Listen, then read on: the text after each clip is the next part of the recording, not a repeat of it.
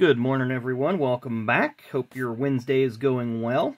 Well, today's episode, we are going to have a mail day episode. So I have an eBay purchase here that I picked up I'm kind of excited about. I've got a 1990 Max racing card box. So there you see, I believe there's 36 packs in there. We'll be opening some of those on the channel. There's what the cards look like. I really like this set. It's a hard set to get PSA 10s because they are black border.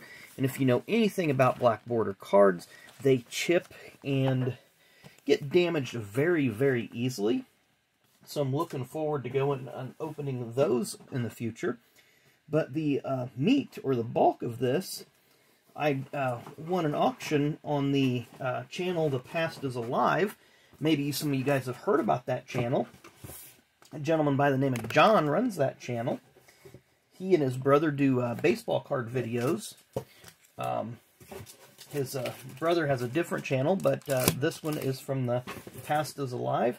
And I had emailed him after I won the auction or prior to, and let him know that they had inspired me, you know, the initial inspiration to create this channel. So go check them out. The Past is Alive. It has a lot of baseball card videos, but also a lot of toy, vintage toy reviews, a lot of flea market videos, a lot of fun stuff on that channel. So at any rate, the auction that I had won was, there is a box here of 1993 Action Packed. We'll go ahead and pop that one open. One of them is a partial box. This one's still sealed, so we'll leave that one as it is. And then this one, I've already cracked it open. It has a handful of packs left in it. And we'll probably crack open a few of those here in a minute. But you see, of course, you can obviously tell that that is a Morgan Mcclure Kodak card. They just didn't have the licensing to use the Kodak name and imagery. Or the number 4 for that matter, which would have been trademarked by Morgan Mcclure. It was marketed by High Pro. Never really heard of them, but I'm very familiar with the Action Pack line, so we may open a few of these packs here in a minute. But as an extra bonus, he threw in a few, I got a few decks of Dale Earnhardt playing cards. They are still sealed up. There you see it. The Intimidator. Trying to look and see what I can tell from what year this might be. I'm sure that this is going to tell me if I look on the actual package. It says 2001, which would have been after Earnhardt's death. 2001, he would have had an Oreo logo on his uniform, and I'm not seeing that. So this could be from 99 or 2000. Burger King came on board, I believe, in 98. And in 98, the Nascar patch would have been the 50th anniversary patch, which I'm also not seeing on here on that uniform. So it's 98, 99 when those pictures were taken. This one looks like from 1999, because that NASCAR emblem in 98 and 2000 were different, or that decal. So again, it looks like some nice photos of Dale Earnhardt. And here's a third deck, a little different picture.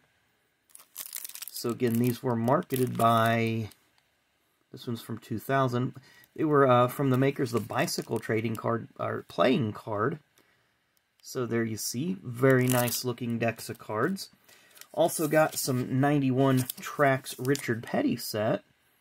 If you go over to Danny and Gray's channel, I believe he's got this whole set, or pretty close to this whole set, autographed. But we'll just go through a few of these real quickly. I can't remember who that is racing Richard there, but I know this is in about 1974 or 5. But it kind of chronicles the career. There's a, ooh, that's pretty cool. We have a 1994 Rusty Wallace NASCAR schedule. There's the inaugural Brickyard 400. I was at that race in Indianapolis. So that's very cool. I have to get that sleeved up. Let's see what else we have in here. Let's see here. There's just a nose of Richard's Pontiac there. His famous cowboy hat, a set of tools. In appreciation, I believe this is in 1986 at Michigan when he made his 1,000th career start. Doesn't really say, but he is a 7-time champion. This is at Michigan, I can tell, but I don't believe that's in 86. Just kind of gives you, each card gives you a little perspective of his career. This looks like it's an 84 or 85 based on his uniform. That is a nice picture there. Always like the profile pictures that they have. There's an old, looks like a 72, 73 Charger that Richard made famous back in the day. So a nice mixture. Richard sans his famous mustache. So a nice mixture. This one is from 1986. That particular body style was only ran in 86 and 87, but these two cars back here give it away as to what year it is, and that is at Rockingham Speedway.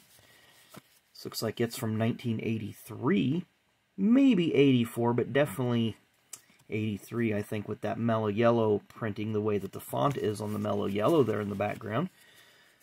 We have a 1982 Richard Petty Pontiac here, and of course that was a year that Kyle ran the season in the colors that's reverse of this, so it's very easy to tell them apart. Again, there's Kyle's car right behind him, and you can see the color scheme is reversed just by looking at the bumpers.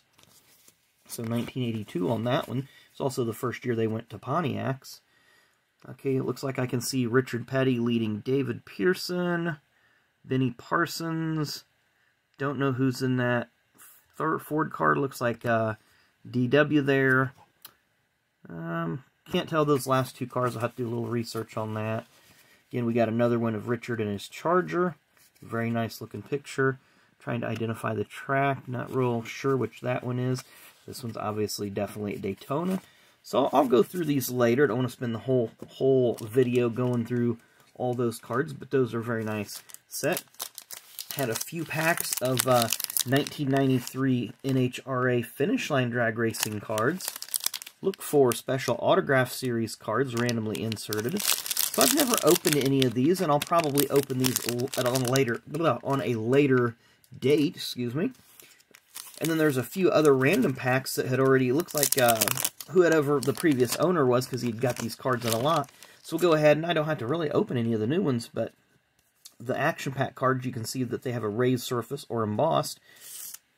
And you can always tell the 93 action pack cards because the banner across the bottom has these little, I don't know what you'd call those little arms or tails or whatever. But it's always a very attractive set.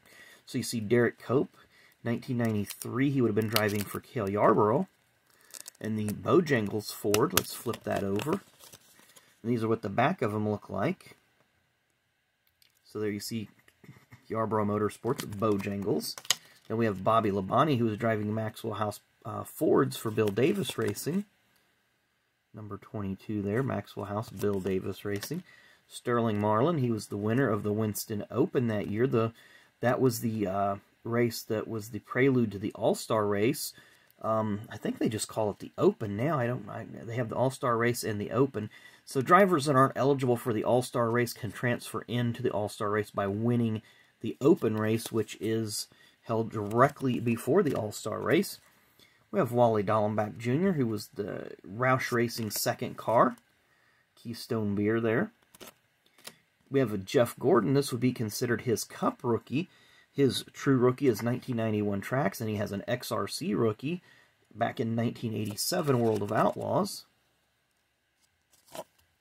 And there you have Alan Quick. I'm sorry, I thought that was Alan Quick. Yeah, seen the orange there for a minute. This is actually Morgan Shepard. He was driving for the Wood Brothers at the time.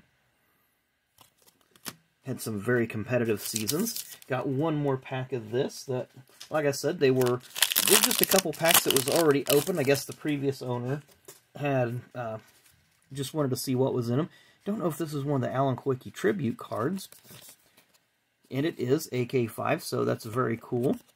Of course, Alan tragically was killed in a plane crash in 1993. I believe this is another tribute card, which it is, AK6. There you see Alan's career statistics. He was the 1986 Rookie of the Year and the 1992 Cup Series champion. We have another Jeff Gordon Cup rookie card.